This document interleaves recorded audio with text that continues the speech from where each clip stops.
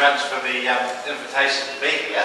I was asked by Andrew if I could come up with a topic, something to do with health equity, which I know is a big issue for you here.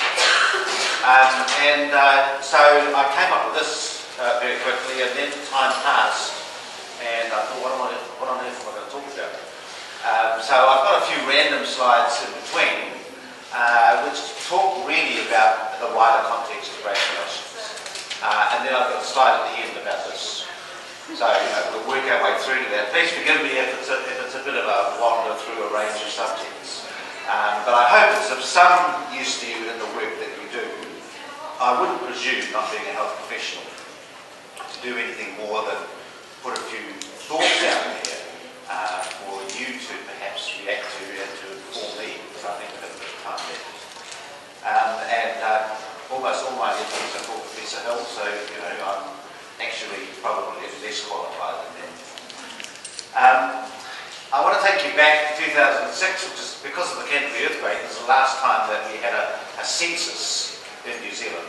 And we are starting to work on some pretty old data, but at that time, even at that time, there had been quite a shift in the demographics of New Zealand, of the New Zealand population. And you can see there's been a process whereby we were then at a point where the number of Pākehā New Zealanders, European descent, had actually gone down to about 2/3.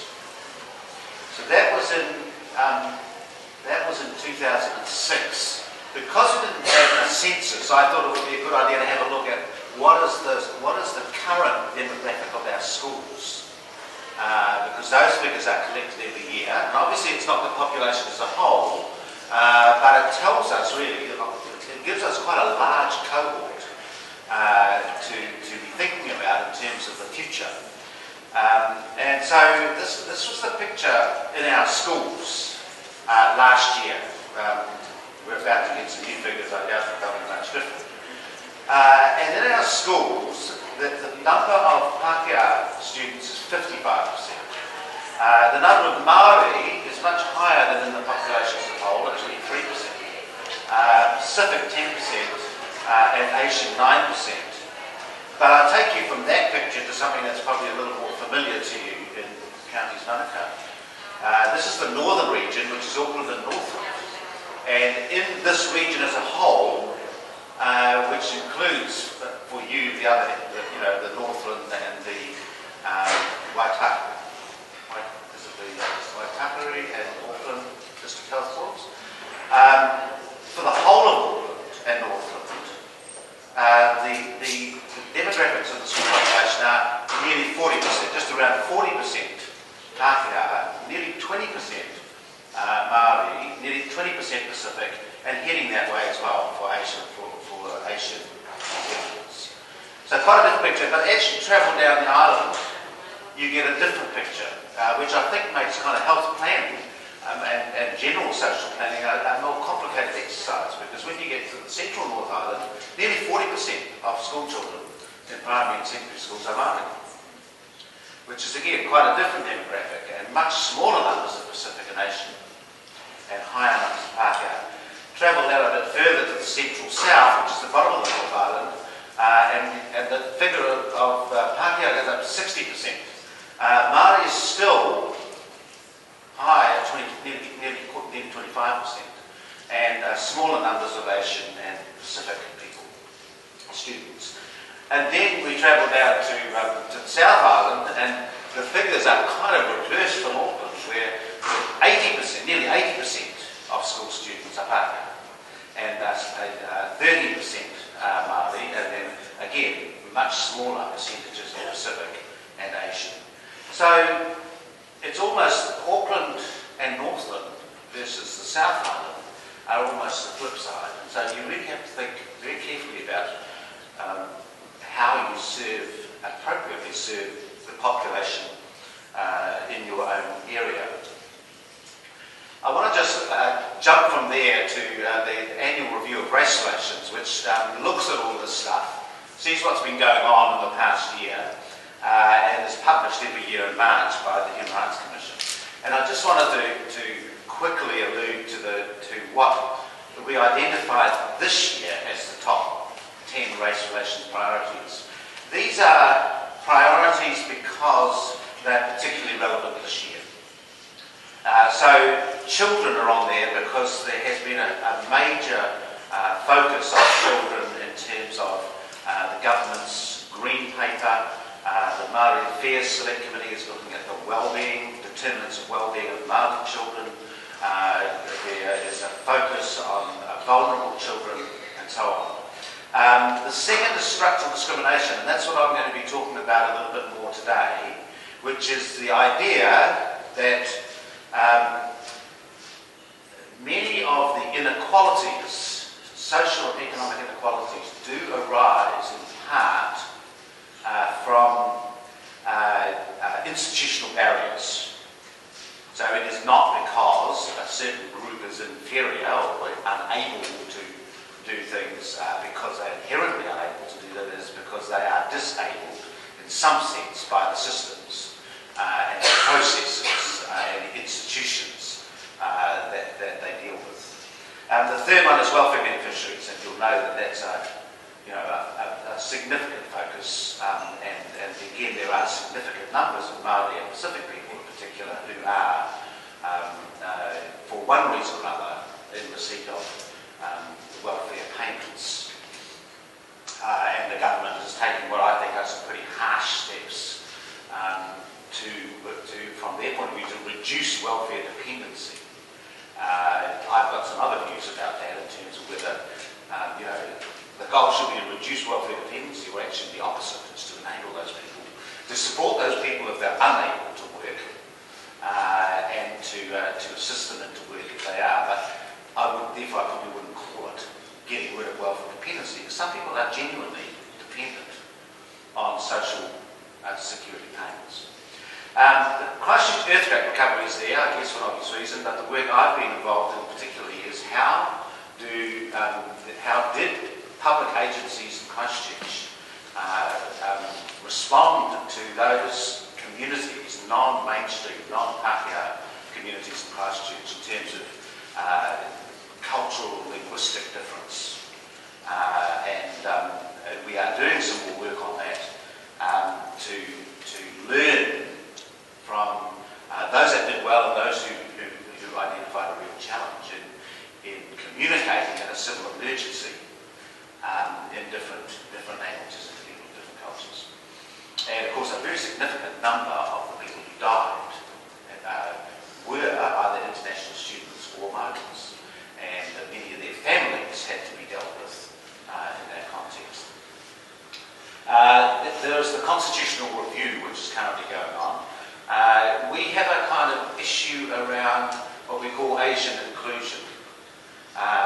It is a whole range of things, from negative attitudes to Asian New Zealanders, to barriers in terms of employment at appropriate levels of qualification, and I guess overall trying to get to the point where we as New Zealanders see that we are part of the Asia-Pacific region and not just the Pacific region, and that a very significant number of us call Asia home, or call that the home of or where we came from. Just like others of us who came here earlier, or whose ancestors came here earlier, think of England or Scotland or Holland or Samoa as home. And so it's a matter of trying to take that extra step and saying, actually, we are part of an Asia-Pacific population. Refugee resettlement, because there is a new strategy which is working its way through the system. Language strategies, because of the need for a new strategy for Te Reo Māori and a Samoan languages framework, which are both in the pipeline.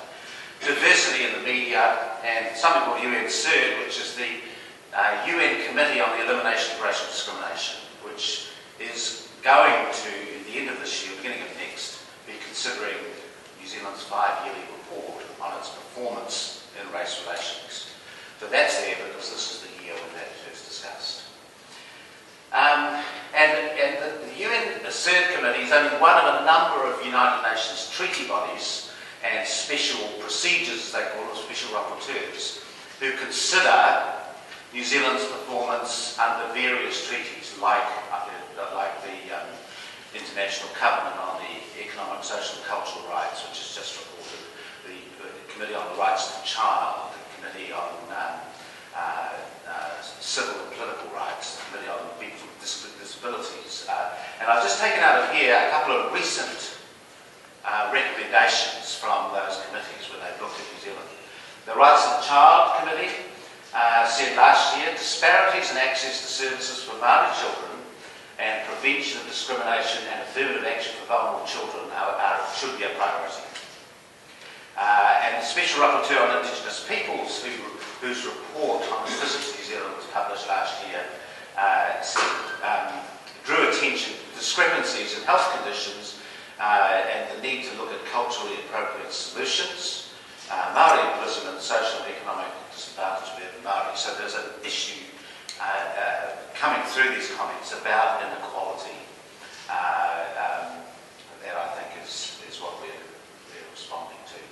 And most recently, last month, the UN Committee on Economic, Social and Cultural Rights said this: the committee calls on the state party to strengthen its efforts aimed at eliminating the disadvantages faced by Māori and Pacifica in the enjoyment of economic, social and cultural rights by addressing structural factors and ensuring that relevant measures effectively benefit the most disadvantaged. I emphasise the words there, by addressing structural factors, because they are making the same point, I guess, that the Human Rights Commission is making. We have put a lot of money into addressing inequalities over the last 20 years, but we haven't really reduced inequalities very much. So we've got to look at whether there's something other than just putting more money into it. Do we need to do things differently? So the committee has recommended that the state party set specific equality targets by year and closely monitor their achievement. Now I'll come back to that notion. So here is this idea of structural barriers, and I've tried in the project that we're now doing on structural discrimination to source comments that aren't some sort of way out there by people outside of the system who just want to criticise it. This is the State Services Commission, who define structural discrimination as structural, often referred to as systemic discrimination, occurs when an entire network of rules and practices disadvantages less empowered groups, while serving at the same time to advantage the dominant group. So that's, one of our key government agencies having that definition.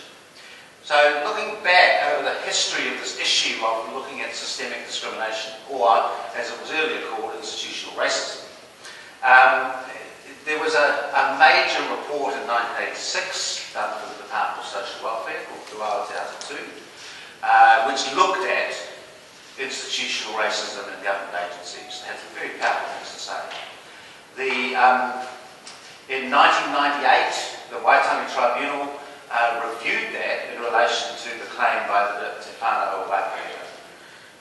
They said there was still work to be done. Back in 1986, the Royal Commission on Social Policy also said we have to address this issue of institutional racism and discrimination. 1999, big report on closing the gaps, which led to the Closing the Gaps program, which some of you who are old enough will remember. That became, because of, I think, probably particularly criticism from Winston Peters and New Zealand First, became reducing inequalities as an whole of government program in 2003.